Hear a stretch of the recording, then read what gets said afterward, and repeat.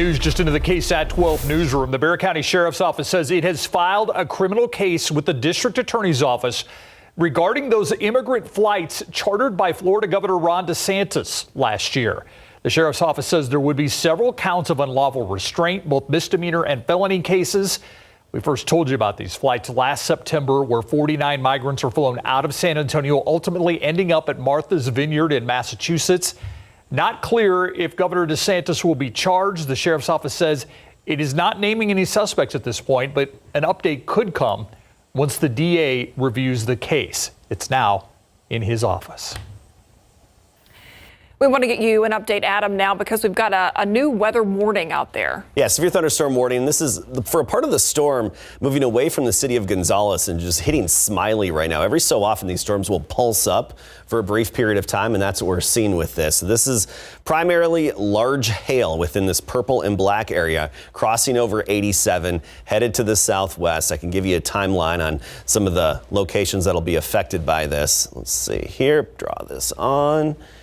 And there you have it, making it to Harmony at 7:15 p.m., Pavlikville at 7:27, Panna Maria at 7:36. And that's that hail portion of the thunderstorm. A really quick look so you can see what I'm talking about in terms of just the hail. This is our 3D view, and this gives you that storm structure. You can see the storm structure here. And once I switch it over, we're going to look just at where there's hail that's pulsed up within this storm. Here is the hail that we're just looking at. That's stretching up to about 40,000 feet high. The hail, this hail core within the thunderstorm. And that's the part that's just moving between Nixon and Smiley right now. But that's the large damaging portion of this storm. You could have hail 1.5 inches in diameter in this area, all because of that hail core that popped up. One smaller hail core as well, just to the southeast of it, but that's about it. When you just look at the hail, that's all we have out there right near Smiley, and that's headed into, basically headed southwest into right along the line of Wilson and Karnes County. So we'll keep tracking this. We'll give you another update in a few minutes.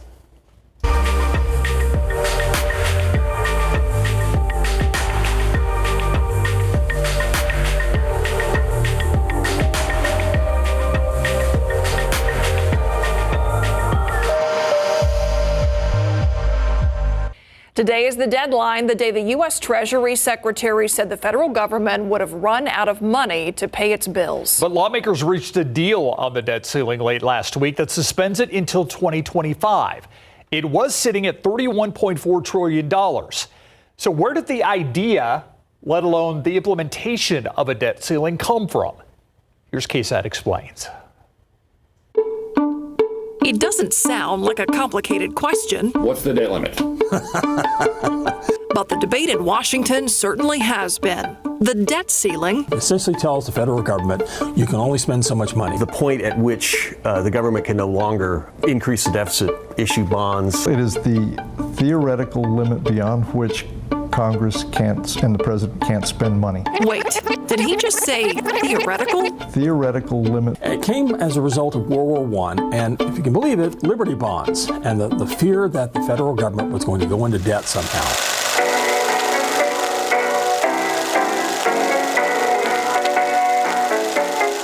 The U.S. federal government created the debt ceiling as a way to pay for U.S. involvement in that war, and it's been around ever since.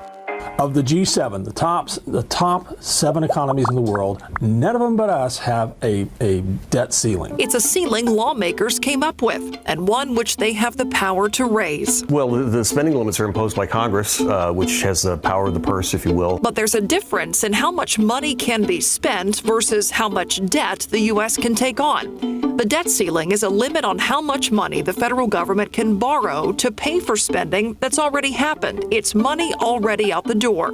The debt ceiling is not necessarily a cap on spending. How much money can be spent, or rather is earmarked to be spent, and on what, takes shape in the annual federal budget. Discussion with regard to debt limits versus the budget should be decoupled. Which has helped contribute to the argument why have a debt ceiling? There's a fear that, if we got rid of it, we'd have just profligacy in spending. We already have profligacy in spending. Debt ceiling or no debt ceiling, debt limits or no debt limits, spending limits, which we used to have, by the way, at one point in the 1980s under what was called Graham-Rudman-Hollings. That one went away in the 1990s. And so there's not like we have these spending limits that are in place. The reality is we do have a debt ceiling, and Congress has raised, extended, or revised it 78 times since 1960. In case you're curious, that's 49 times under Republican presidents and 29 times under Democratic presidents. Changing the debt ceiling is one thing, but surpassing it is another.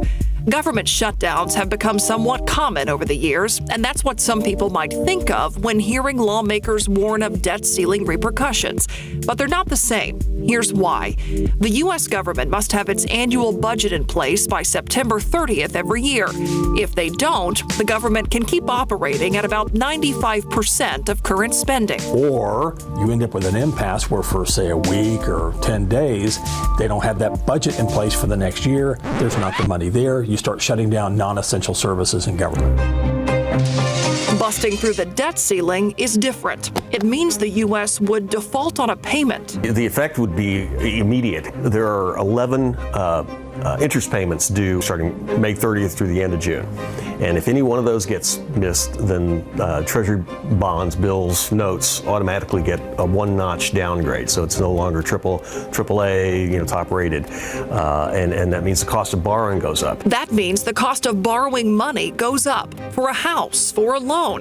Now, if you're thinking, I've missed a debt payment every once in a while, well. And even if we miss one payment, we're looking at probably 500,000 jobs lost and millions if it goes on for any length of time.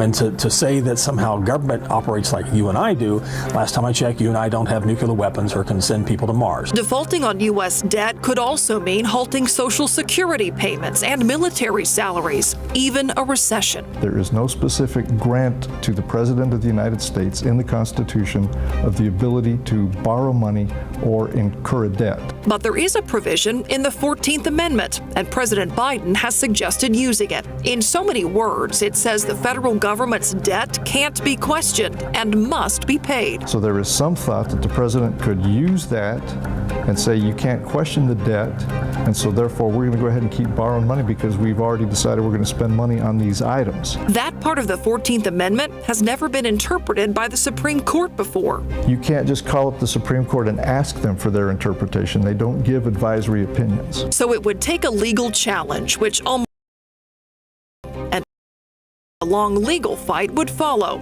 at a time when federal bills are piling up. So I think it would create a constitutional crisis, an economic crisis, and we're stuck with trying to figure out what Congress is going to do in the meantime. And they got that deal done at the end of last week. We want to know what you want to see explained. Scan this QR code to take you to the KSAT Explains page. That's where you can find all the stories we've done and a place to submit your own Explains ideas. We'll be right back.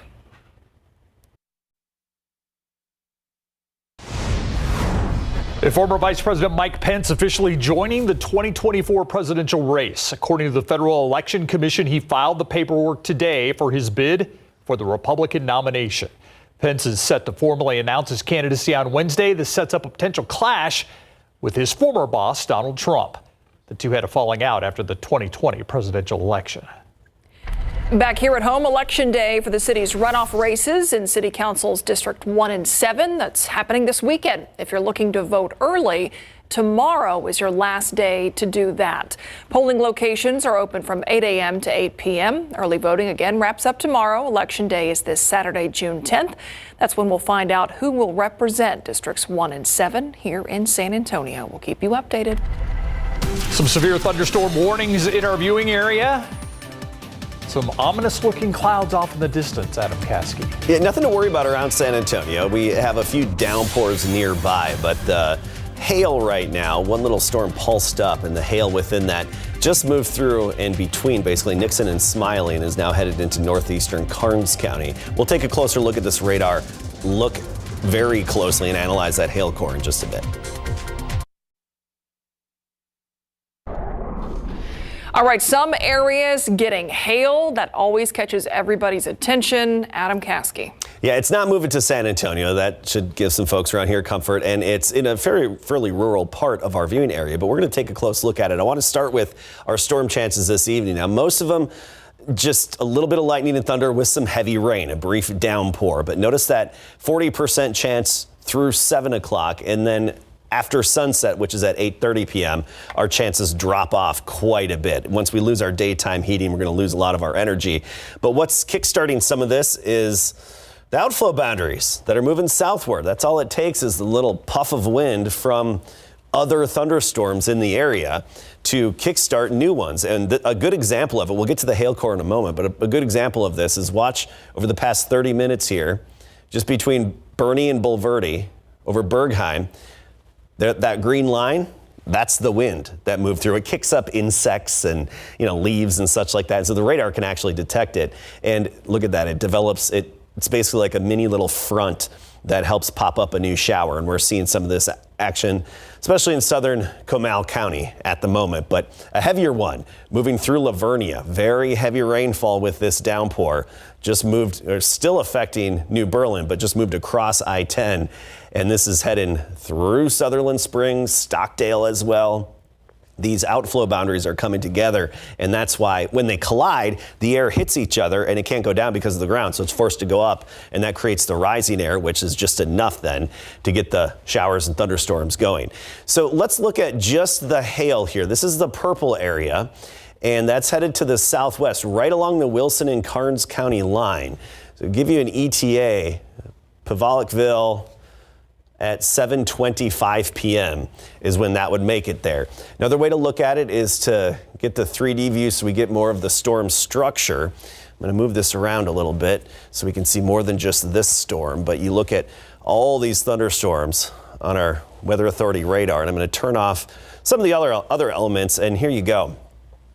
This is that 3D view, and it tells us, it can also show us how high these thunderstorms are. The higher they are, typically the more and larger hail they can make. But then we switch over just to the hail. We isolate the hail within this thunderstorm, and here it is. It stretches up and over it a little bit because a lot of the hail within the thunderstorm is suspended. But this is the largest hail. You see a little bit near Sutherland Springs there, one little bit of hail as well, but this is what's considered the severe hail. Could be 1.5 inches in diameter, some of the hail here. Here's another way to look at it. We can do a little cross section, and this gives you another idea of just how high up into the storm that hail reaches up and then it falls down. The blacks and the whites on there, the black color, that's really where we have some of the largest hail within it. Probably about golf ball size is what you can expect within that thunderstorm when you look at those colors just alone. Otherwise, a few little showers out there elsewhere, a little bit of lightning and thunder with them. The threat is all the way through and a little bit after sunset. But that's it. That's the only severe storm, that little corner of it that's right along the Wilson and Karnes County line. Otherwise, you get into Cuero, just some good soaking rain, maintenance rain from Hallettsville down to Cuero as well. Looking at the big picture, this is that diurnal activity that really pops up in the afternoon and early evening, this counterclockwise swirl in the atmosphere up above us, a very subtle swirl, but enough to help kickstart some of these showers and storms. And even on our city cam, you look off in the distance and you'll see some downpours. 90, that was our high today. The average is 91. Right now, Uvalde from rain, 73. Rain cooled 70 in Gonzales. New Braunfels, rain cooled 77. Meanwhile, along the Rio Grande, we're 90 degrees. Hondo's 86. Officially at the airport, we're at 84, but converse with the downpour that just moved through, 75. Canyon Lake with some rain, 75. So pockets of rain cooled air out there. 68 in the morning tomorrow. Mixture of sun and clouds, 87 the high temperature, and more isolated afternoon showers and storms to pop up. Mainly just downpours with a little bit of lightning and thunder, but there's always that off chance that one storm could pulse up briefly and drop some hail. 87 Lackland tomorrow, Timberwood Park 85, Elmendorf 87 the high. A few pop-up afternoon showers on Wednesday as well. Then we get Thursday and Friday looking sunny and dry and warmer low to mid 90s, and it looks like we'll be in the mid 90s as we get into next week. And here's a quick look at the shelf cloud from Yoakum from those storms. They make these little shelf clouds as they move overhead. Look ominous, but this one was nothing to be worried about. You know, our viewers are stepping up with these KSAT Connect pictures. Can I just say that? You had one from Seguin at 5 o'clock. There it is. There it is. Oh, beautiful rain shaft. Cool. Yeah. Great. Thanks, Adam. We'll be right back.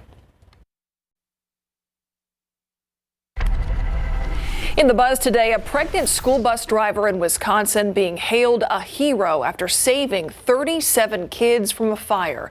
A half a mile from the school, smoke started filling that bus, and the driver, I'm Unique Williams, says she pulled over, got the kids off that bus, and a moment later, that bus was filled with flames. Because of her fast thinking, everyone here walked away unharmed. She's a hero, frozen in time for more than a century, but now out for the world to see. And Ohio firefighters with the Marion City Fire Department recently discovered a small box sealed and shut at their station.